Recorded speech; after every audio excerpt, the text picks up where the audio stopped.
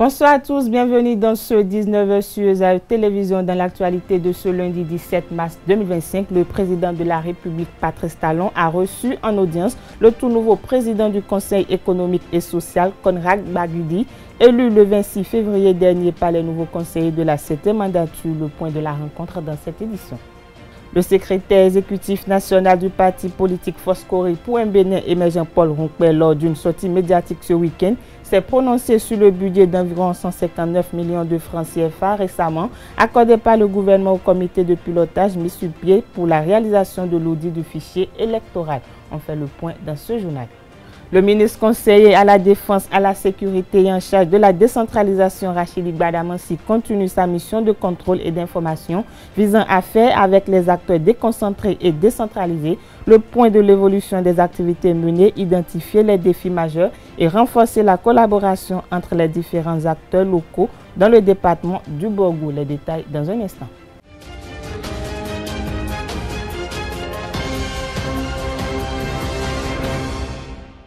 À nouveau, bonsoir. Le président de la République, Patrice Talon, a reçu dans la matinée de ce lundi 17 mars 2025 au Palais de la Marina le président du Conseil économique et social, Conrad Baguidi. Cet entretien, mû par une volonté de concertation régulière entre les institutions de la République, a permis aux deux hommes d'échanger sur les défis actuels, les réformes à envisager pour dynamiser les actions du CES afin de renforcer la résilience économique et sociale du Bénin. Le point de leurs échanges dans cet élément. Nous avons été reçus en audience par le président de la République, M. Patrice Talon, pour faire en sorte que le démarrage des travaux de l'institution, du Conseil économique et social que je préside, soit effectivement conforme à un certain nombre de principes qui sont prévus pour l'ensemble des institutions de la République, parce que la volonté du chef de l'État est de faire en sorte que chaque institution joue son rôle pour que notre démocratie puisse fonctionner comme il se doit. Donc il a été question de pouvoir faire un premier point et de m'assurer donc des modes d'échanges qu'on pourrait avoir dans le fonctionnement de l'institution. Les défis sont nombreux. En dehors du délai dans lequel il faut réagir vite et démontrer que l'institution a son rôle à jouer, nous avons également des missions qui nous sont fortes. Nous sommes en bonne et due forme une institution non partisane qui va parler à toute la population, quelle qu'elle soit, et sur tout le territoire national. Il doit nous être loisible de pouvoir faire ce travail dans de bonnes conditions et remonter les informations. Nous avons un autre défi qui est celui également de pouvoir expliquer aux populations les différentes décisions, lois et programmes qui sont pris par les différentes institutions pour que les populations puissent mieux les connaître, mieux se les approprier et sans doute, on va dire, contribuer à leur manière à la construction de notre pays et de la nation. Donc ça, c'est un défi sur lequel on doit trouver les bonnes méthodes pour pouvoir fonctionner. Ces méthodes-là vont avec le troisième défi que je vais évoquer, qui est celui donc du type d'institutions que nous avons, qui est représentée au niveau des différents départements du pays. Comment nous faisons en sorte de prendre en compte cette richesse, cet instrument vraiment fort dont on est doté pour assurer notre mission et faire en sorte que l'ensemble des institutions bénéficient de ce démembrement et donc de la puissance de l'organisation que nous allons mettre en place. Voilà différents défis sur lesquels il ne faut plus attendre, il faut aller vite pour donner les premiers résultats le plus vite possible. Je l'annonçais à l'entame de cette édition, le secrétaire national exécutif du parti politique Foscori Bénin émergent FCBE, Paul Ronquet, a critiqué ouvertement la décision du gouvernement béninois d'allouer environ 159 millions de francs CFA au comité de pilotage de l'audit du fichier électoral. C'était lors d'une sortie médiatique ce week-end, je cite, nous avons dit à notre session du bureau exécutif national que cette somme-là, pour nous, est du gâchis, a insisté Paul Ronquet. Selon lui, il n'a pas possibilité d'auditer un fichier électoral actuellement puisque ce qui existe est un fichier de l'état civil béninois. Pour le secrétaire national exécutif de la FCBE, il faut utiliser l'argent utilement en mobilisant plutôt les électeurs autour de la liste électorale provisoire afin qu'ils puissent la vérifier et la corriger. La FCBE, qui s'était insurgée contre son inclusion dans des discussions sur l'audit du fichier électoral en novembre 2024, estime que la meilleure méthode d'audit reste la mobilisation des électeurs eux-mêmes. Après l'étape d'Abomey, le ministre conseiller à la Défense, à la Sécurité et en charge de la décentralisation, Rachid Gbadamansi, a rencontré le 14 mars dernier à Parakou les leaders religieux et les têtes couronnées à la mairie de Parakou. Objectif, renforcer la collaboration entre les forces de sécurité et la population. Le ministre conseiller a ensuite eu un échange avec l'archevêque de Parakou, Monseigneur Pascal Onkwe, pour solliciter des prières en faveur du Bénin et de son président. Aux populations, Rachid Gbadamansi les a exhortés à la vigilance et à la collaboration avec les forces de l'ordre pour déjouer les stratagèmes des groupes extrémistes, notamment les offres d'emploi frauduleuses visant à recruter des jeunes. Le point de sa rencontre dans cette capsule vidéo. Dans la soirée de ce vendredi 14 mars 2025, le ministre conseiller Rachid Gbadamansi s'est entretenu pendant plus de 90 minutes avec l'Union islamique et les têtes couronnées de la municipalité de Parakou. Le débat qui a permis d'aborder en profondeur les différentes préoccupations liées à la sécurité s'est tenu dans la salle de réunion de l'hôtel de ville. Le ministre conseiller Rachid Gbadamansi, accompagné pour l'occasion du maire Inoussa Zimechabi et du secrétaire exécutif, a privilégié les échanges en langue locale afin de favoriser une compréhension et une adhésion profonde aux enjeux de sécurité. De riches contributions ont été apportées et de fermes résolutions ont été prises pour ne céder aucun centimètre du territoire béninois à l'ennemi, tout en renforçant la coproduction de la sécurité pour garantir la paix et la quiétude des populations. Le ministre conseiller Rachid Gbadamansi a terminé sa journée sous la bénédiction de l'archevêque de Parakou, Monseigneur Pascal Onkwe, qu'il est allé rencontrer afin de solliciter son intercession en faveur d'un Bénin de paix et de sécurité. Permettez-moi de remercier Monseigneur qui nous a fait l'honneur de nous recevoir. Vous savez, je l'ai souvent dit, entre l'Église catholique et moi, c'est une histoire d'amour. Et parfois, j'ai souvent l'habitude de dire que j'ai un cœur catholique. Et je suis venu ici recevoir la bénédiction du Monseigneur. Nous avons profité de l'occasion pour demander à Monseigneur de prier pour la nation, de prier pour son chef, de prier pour le pays. Et vous avez constaté avec nous, avant de venir ici, on était avec la communauté musulmane et les têtes couronnées, où nous avons lancé les messages de paix, surtout avec les têtes couronnées et les imams. Vous avez demandé de collaborer avec nos forces de défense et de sécurité. Parce que sans renseignement, nos forces de défense et de sécurité ne peuvent pas fonctionner. Vous n'êtes pas sans savoir que le Bénin fait face, depuis un certain moment, à des actes de vandalisme, à l'extrémisme violent. Et nous avons un problème avec les terroristes. Et c'est pour cette raison qu'il faut demander la collaboration des populations.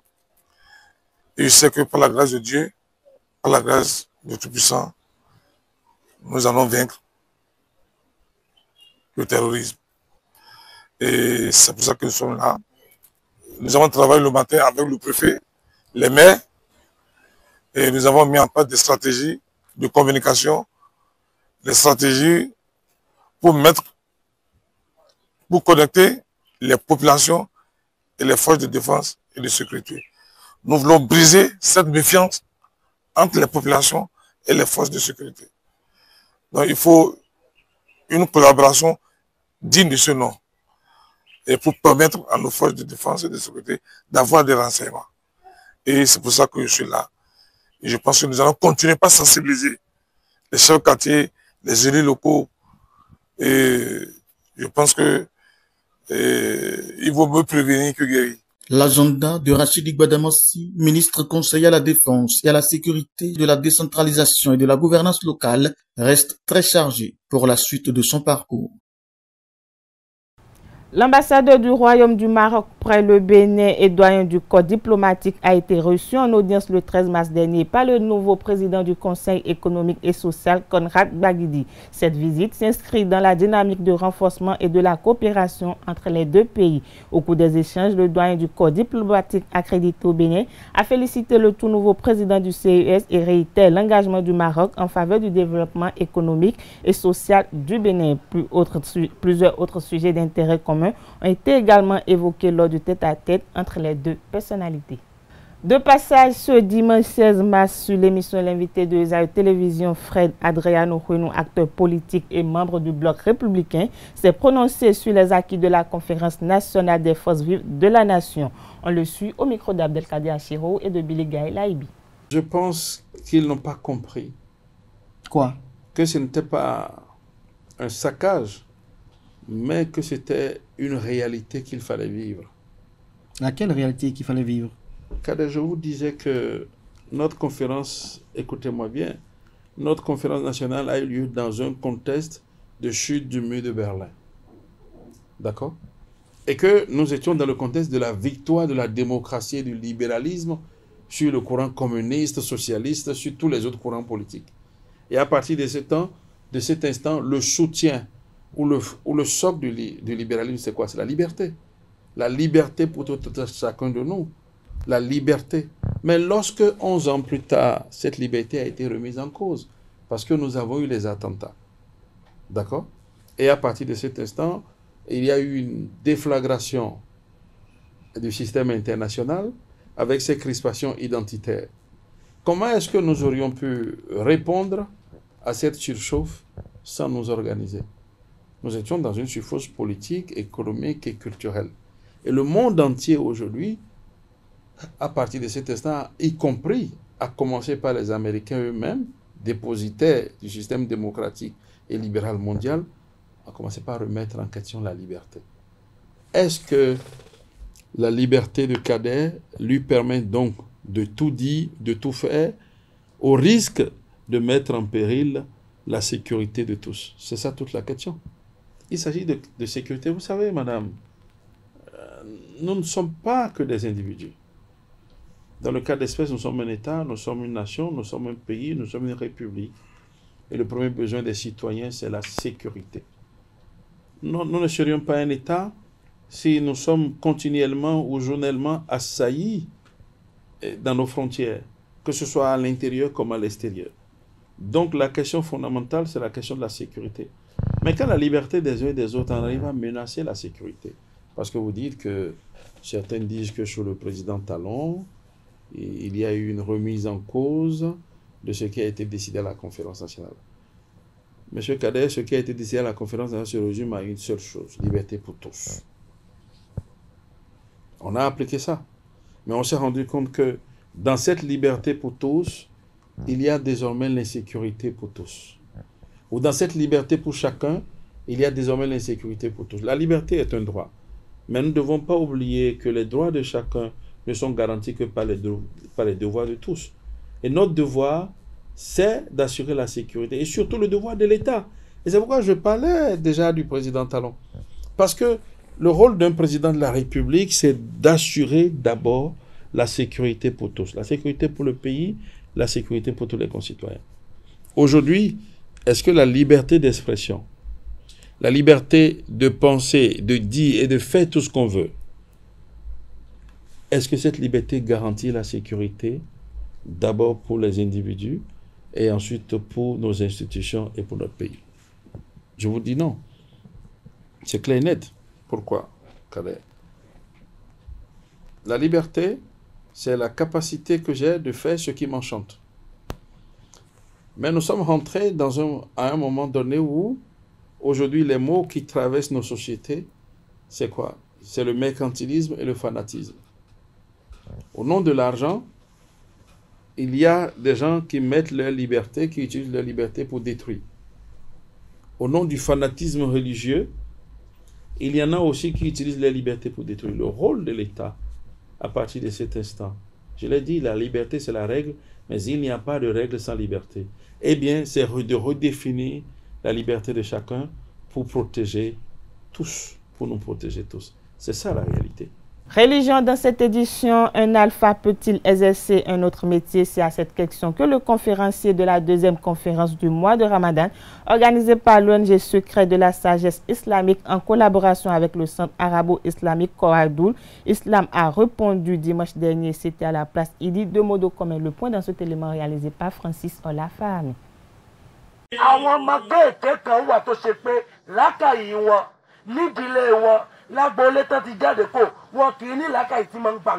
Un alpha peut-il exercer d'autres métiers? C'est ce sur quoi a porté la deuxième conférence du mois de Ramadan 2025 du Centre d'enseignement arabo-islamique Koradoul Islam en collaboration avec l'ONG Secret de la Sagesse Islamique. Nous remercions Dieu que le conférencier Cheikh Tamam Din Kitoyi nous a vraiment édifiés à travers ses propos et avec des preuves venant du Coran et des preuves venant de la sunna du prophète Mohammed sallallahu alayhi wa sallam, nous a finalement montré que le travail de Dieu, c'est aussi un travail qui mérite d'être encouragé et d'être renforcé. À la place Idi de Mondo Commun, Cheikh Tamam Din Kitoyi a levé un coin de voile et fait quelques sollicitations. Selon les explications données, la plupart des gens disent que qu'ils allaient apprendre un métier, qu'ils avaient fait quelque chose. Par contre, ce qu'ils sont en train de faire de l'autre côté ne leur permet pas d'aller faire encore autre métier. C'est ça, il vient de nous expliquer. Chaque travail a celui qui doit le faire. Donc, il a bien cerné le thème et a montré que pour bien faire son travail, il faut avoir le temps de le faire. Parce que lorsqu'il faut demander à celui-là qui doit assurer la mission divine et on lui demande encore d'aller faire autres travaux en dehors de ce qu'il fait, que ce travail peut être biaisé à son niveau. Il faut le rappeler, ce programme de prêche islamique du mois de Ramadan en est à sa 6e édition. Le dimanche prochain, il sera question du thème « Notre jeunesse » entre ambition et délinquance. Société à présent en Afrique, lorsqu'on se sent redevable envers ses parents, c'est souvent parce que l'on croit qu'un contrat moral tacite a été passé dans certaines régions. C'est tout à fait normal que les enfants soient redevables envers les parents. Au micro de Kanté Amoussou, certains parents estiment que ce n'est pas une obligation. Souvent-les. Ce n'est pas forcé qu'un enfant doit faire ci parce que son papa l'a aidé, il est devenu ci et ça. Moi, mes progénitures me doivent quelque chose. Je les ai mis au monde. Je suis leur géniteur. À travers Dieu, Dieu a pris par moi pour les faire venir. Et je les ai gardés depuis le bas âge, depuis le bébé, jusqu'à grandir. Vous voyez, non? Je ne les ai pas tués. Je ne les ai jamais fait de mal. Comment faire pour qu'ils réussissent leur vie? C'est ça. Mes pensées. Jusqu'à ma vieillesse, au retour maintenant, Genbe Wodeduna. Si tu as travaillé là, tu dois manger. C'est la mentalité africaine. L'homme noir, quand il donne les enfants, il se bat pour dire mes enfants seront demain, seront demain. Demain, quand il ne veut rien faire, il vient s'asseoir, il va dire les enfants vont l'aider. C'est la mentalité africaine. L'enfant a le droit d'être ce qu'il est. Mais l'enfant aussi n'a pas le droit d'oublier ses parents. Si l'enfant même conscient, qui sait qu'il y a les parents vivants qui l'ont aidé à devenir ce que lui est aujourd'hui, c'est à lui. Parce que moi qui suis ici déjà, c'est ma maman qui me dit, tel que tu me l'as fait, toi aussi les enfants vont te faire. Et ici présent, je rends grâce à Dieu. Les enfants ont commencé par aussi me donner un peu. Je dis alhamdoulilah. Donc sur ce point, on ne va pas forcer un enfant pour dire, forcer, j'ai dépensé sur toi, tu dois faire. Non. Parce que c'est ses parents. Une fois que ses parents sont vivants et qu'ils n'ont plus la force d'être ce qu'ils doivent être, ils doivent avoir un œil sur ses parents. Mais chez nous en Afrique, c'est une obligation. On dit, vitewe, nyawe di, mbon diade ou tout. Cette édition se poursuit hors de nos frontières. La chef du parti Rassemblement National RN de France, Marine Le Pen, a achevé ce dimanche 16 mars 2025 une visite officielle de 3 jours au Tchad, accompagnée de Louis Alliot, vice-président du RN, et de Renaud Labaye, secrétaire général du groupe parlementaire à l'Assemblée nationale. Marine Le Pen a été reçue en audience par le président tchadien, le maréchal Mahamat Idriss Déby Itno. Lors de cette rencontre, la discussion a porté sur le renforcement des liens d'amitié et de coopération entre la France et le Tchad.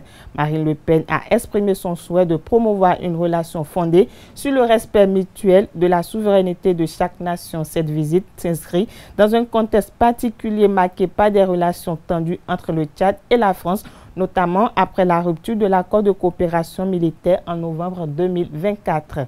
Le Tchad a depuis renforcé ses relations avec d'autres partenaires internationaux tels que les Émirats arabes unis, la Hongrie, la Turquie et la Russie.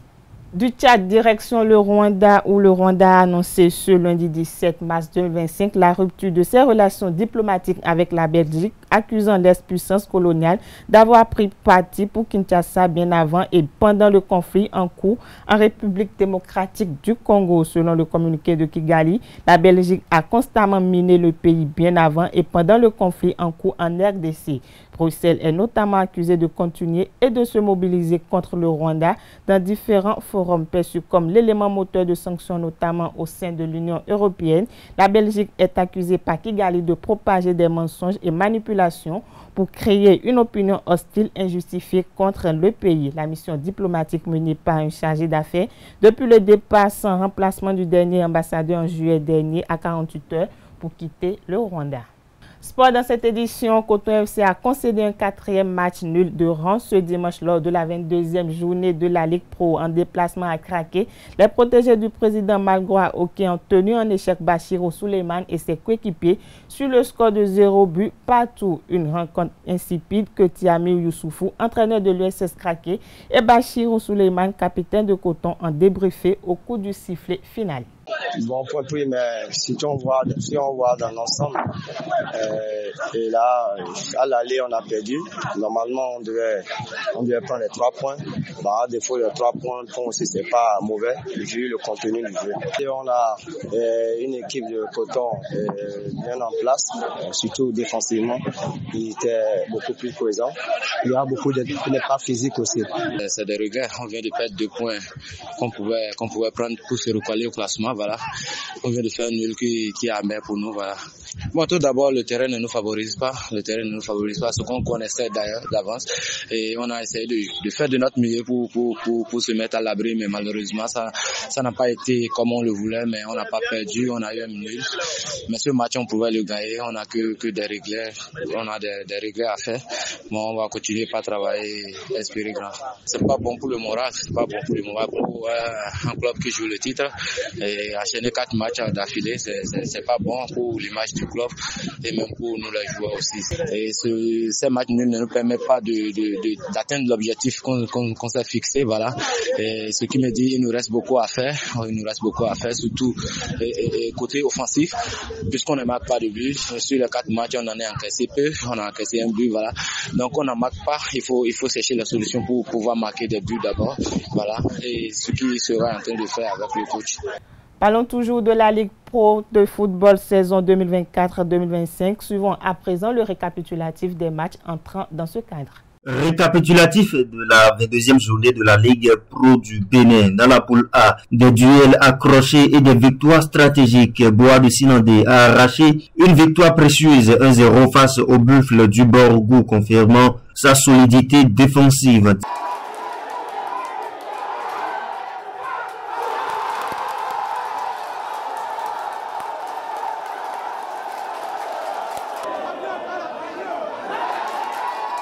Dynamique FC et Dadje se sont neutralisés dans un duel tactique 0 but partout, tout comme Real Sport et AS Toulet, incapables de trouver la faille.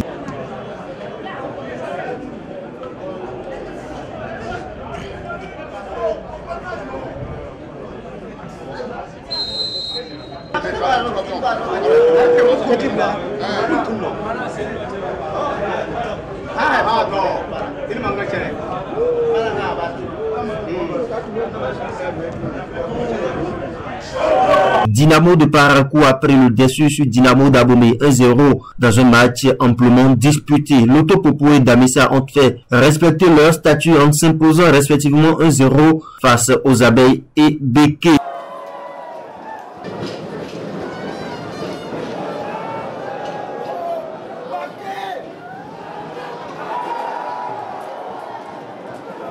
US Cavalier a surclassé Panthère avec une démonstration offensive éclatante. Score final 3-0. Espoir et Bani Gansé se sont quittés dos à dos, un but partout après une rencontre bien animée. Audio a fait preuve d'efficacité en battant AS Takounais 1-0. Dans la poule B à présent, des rencontres intenses et des surprises également. AS Police et Avrankou Omnisport n'ont pas résisté aux assauts respectifs de Ayema et de Sita Tunga, concédant des défaites frustrantes. Asvo et Aspak, tout comme l'USS Kraké et Coton, ont livré des duels fermés se soldant sur des scores vierges et nuls, 0 but partout.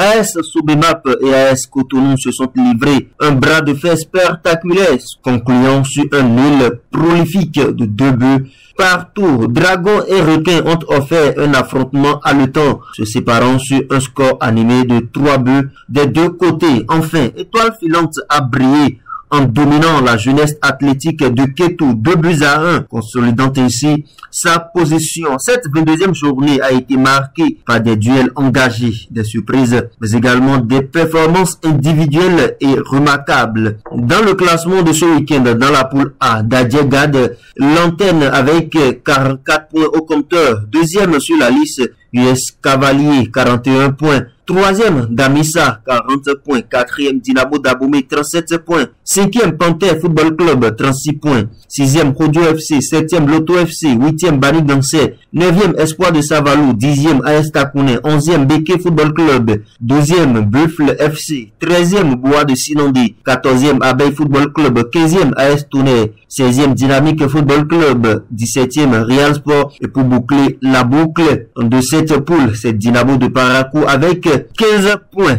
18e. Dans la poule B, Dragon à la tête avec 37 points. Deuxième, AS Sobemap avec 37 points. Troisième, Ayema avec 35 points. Quatrième, Coton avec 35 points. Cinquième, l'USS Kraké avec 34 points. Sixième, la jeunesse sportive de Koubert. Septième, Asvo. Huitième, Aspak. Neuvième, AS Police. Dixième, Adidja. Onzième, Sitatunga. Douzième, AS Cotonou. Treizième, Requin. Quatorzième, Avrankou Omnisport. Quinzième, Aziza. 16e, Jeunesse Athlétique de Kétou. 17e, Étoile Filante. Et bien évidemment, 18e sur la liste, c'est la Jeunesse Sportive de Ouidah qui est reléguée depuis peu en 3e division. Voilà, amoureux du courant, compte tenu de la confrontation du 11 national. Le week-end prochain connaîtra une pause en ce qui concerne la Ligue Pro. Bien évidemment, on se met tous derrière le 11 national pour un soutien total sportivement vôtre.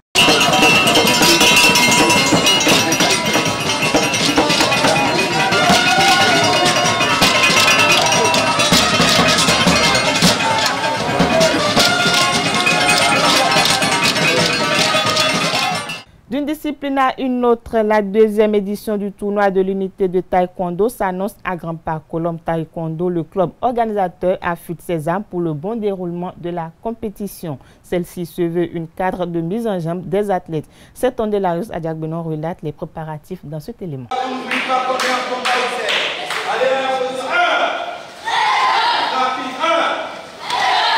Le tournoi de l'unité commence par s'imposer dans la sphère du taekwondo béninois comme un tremplin d'évaluation du niveau des pratiquants et de détection des talents. Si on suit bien notre président, Dr Victorien Kouglenou, son lettre motive viser plus haut, viser plus loin. Donc c'est ce qui nous permet d'initier ce tournoi de l'unité au profit surtout des enfants, de la tranche de moins de 6 ans jusqu'à moins de 14 ans. La deuxième édition de la compétition s'annonce pour le 26 avril 2025. À un peu plus d'un mois, le club Colombe Taekwondo et des pratiquants s'activent pour répondre au rendez-vous. On est en train de travailler, préparer les enfants pour mieux les aguerrir afin de décrocher plus de médailles à ce tournoi, surtout que c'est le club phare, le club la Colombe Taekwondo qui organise le dit tournoi. C'est une occasion qu'on donne aux compétiteurs de s'évaluer, aux entraîneurs également. Ça va servir aussi un vivier déjà pour détecter les jeunes talents pour les compétitions internationales parce que c'est une compétition qui est parrainée par la fédération. Donc d'office, ça rentre en jeu pour la détection des jeunes talents.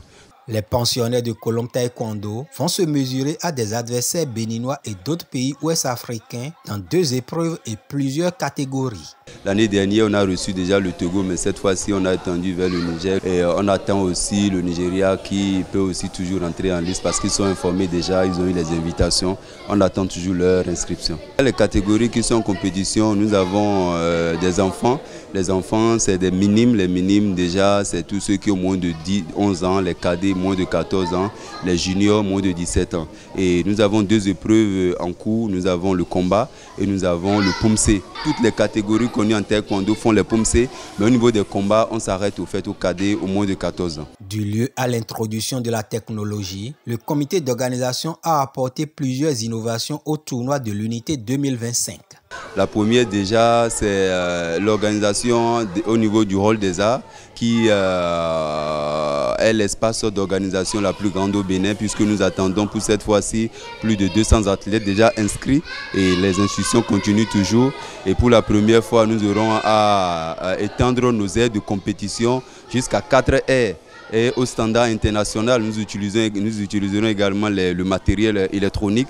Donc l'innovation surtout, c'est faire cette compétition dans les standards, dans les normes internationales. Comme à la première édition, la compétition va bénéficier du soutien de Kassirat Adeshi, notaire de profession et passionné de l'art. Le taekwondo incarne des valeurs essentielles comme la discipline, le respect, la persévérance.